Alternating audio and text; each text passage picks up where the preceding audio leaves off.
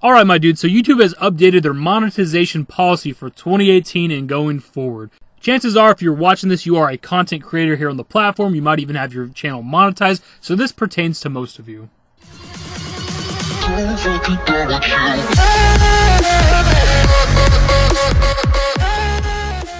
There's also a chance that you don't keep up with new YouTube policies, or maybe you don't even watch channels that talk about YouTube rules and things like that, so that's part of why I'm making the video. If you guys remember, and I don't actually remember if I even did a video about it, back in April of 2017, they updated the monetization policy to where you have to have 10,000 lifetime views, and then you become eligible. You apply for it, they'll review your channel, and if you're eligible, they will monetize your channel. This wasn't really the biggest change ever, because even if you are a small content creator on the platform, maybe you've been doing YouTube for years and years now, but you only have like 1,000 to 2,000 subscribers, you can easily have 10,000 lifetime views. Even if you only get like 100 views per video, if you upload enough videos, obviously you'll hit that 10,000 mark pretty damn easy. So not many people were upset by that, because honestly, if you don't have 10,000 lifetime views in your channel, you don't really need to even be worried about monetization. You're not making anything off your channel anyway. The new policy is going to be much stricter and probably controversial. I could see some people being upset by this one. The new policy states that you have to have 1,000 subscribers and 4,000 hours of watch time within 12 months. So that's a year, obviously. So since YouTube breaks down your watch time into minutes, this equates to 240,000 minutes of watch time. If you want to look at it in terms of views, the average viewer retention is about 3 minutes. So this equates to about 80,000 views. Unless you're newer to YouTube, the 1,000 subscriber mark I don't think is that hard to reach. I reached that pretty damn fast when I started doing YouTube, in less than a year for sure. Now the watch time is going to be a bit trickier. Getting 240,000 minutes of view time in a year can be tricky depending on your channel. Looking at this in terms of views, I don't think is really the best thing. Even though I did bring it up, I just want to point some statistics out to you guys. I don't think it's really that useful, because if you have like regulars to your channel, people that watch all of your videos, and say you make like a 10-minute video, that's 10 minutes of watch time from one person or multiple people. So the 80,000 views isn't really the best measurement.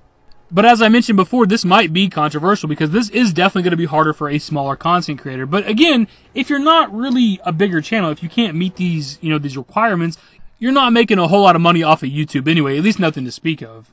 Because to be honest, it's not that hard to hit it if your channel's kind of like where mine is. Because I hit this honestly with relative ease. This is my watch time in the past 28 days. I can almost hit the 240,000 minute mark within a month. And in terms of YouTube, in the grand scheme of things, my channel is fucking tiny.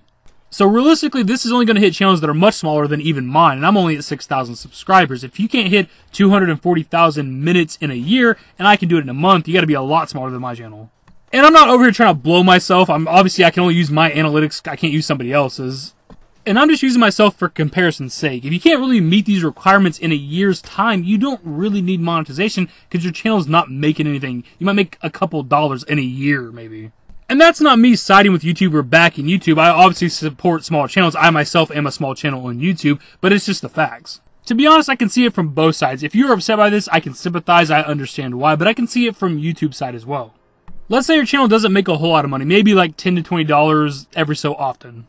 Now that's nothing for a company like Google to have to pay out $10 or $20, what the fuck ever. But you gotta think about how many content creators are on YouTube. A lot of small content creators who probably have their channel monetized. Then if you're looking at tens or hundreds of thousands of people, you gotta cut $10 to $20 to $30 checks to. That shit adds up. So I can kind of see it from their side. They want a channel with at least 1,000 subscribers and somebody that can earn, 400,000 hours of watch time in a year, so that it's like worth paying that person, essentially.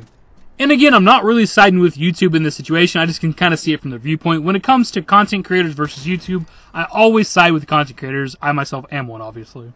Now, this policy is not going into effect until February 20th of 2018, so that gives everybody about a month to try to meet these requirements.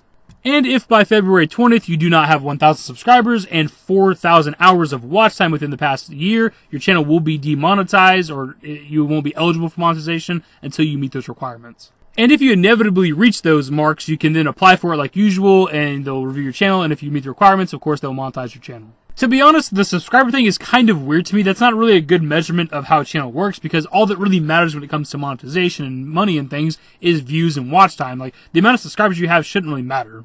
But the very least we can do is help each other out as small content creators. If you guys don't have 1,000 subscribers, even if you have more than that, just comment below, man, and we can at least subscribe to each other and help out these smaller content creators. If you are a regular to the channel, there's a good chance that I subscribe to you, even if you don't upload content, even if I've never really interacted with your channel, like commented on a video, for instance, I probably still subscribe to you. The watch time, however, is something that you're just going to have to earn on your own. When it comes to your content, people have to want to watch it, obviously. But the very least I can do is subscribe to you, try to help you get to that 1,000 mark. And hell, if you are watching this video, go into the comments section and subscribe to everybody. We need to start helping everybody. Everybody needs to subscribe to everybody. Let's make YouTube pay out as much as possible.